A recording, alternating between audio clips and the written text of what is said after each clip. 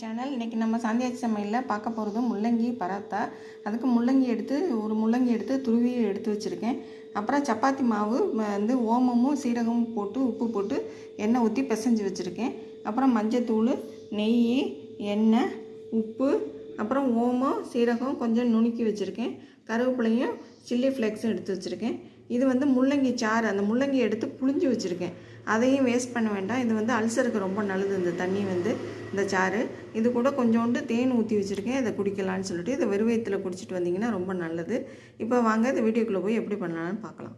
இது கூடவே கொஞ்சம் கரம் மசாலாவும் எடுத்துக்கோங்க. அப்புறம் மல்லித்தலை இருந்தால் அதையும் நல்லா பொடியாக நறுக்கி எடுத்துக்கோங்க. இன்றைக்கி என்கிட்ட மல்லித்தலை இல்லை, அதனால் இதையும் பார்த்து எடுத்துக்கோங்க.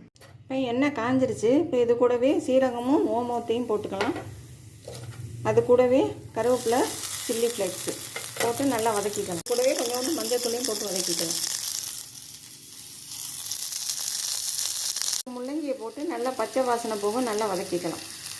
இந்த முள்ளங்கிக்கு தேவையான அளவு உப்பு, கொஞ்சம் கரம் மசாலா போட்டிருக்கேன்.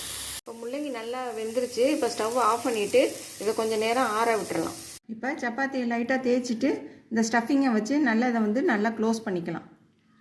இப்போ அதை நல்லா திரட்டிக்கலாம். நம்ம சப்பாத்தியாக எப்போதும் போல் சப்பாத்தியாக திரட்டிக்கலாம். இப்போ முள்ளங்கி சப்பாத்தி வந்து திரட்டி எடுத்தாச்சு. இந்த ஸ்டஃபிங்லாம் கொஞ்சம் வெளியில் வராமல் இந்த மாதிரி கொஞ்சம் கனமாக தான் திரட்டிக்க முடியும். இதை இப்போ தோசைக்கல்லில் போட்டு சுட்டு எடுக்கலாம். எப்படின்னு பார்க்கலாம். என்னோடய சேனல் பிடிச்சிருந்தா எல்லாம் சப்ஸ்கிரைப் பண்ணுங்கள், லைக் பண்ணுங்கள், ஷேர் பண்ணுங்கள். மெயினாக கமெண்ட்ஸில் சொல்லுங்கள். செஞ்சு பார்த்துட்டு கமெண்ட்ஸில் சொல்லுங்கள். இப்போ சட்டி நல்லா காஞ்சிருச்சு தோசைக்கல்.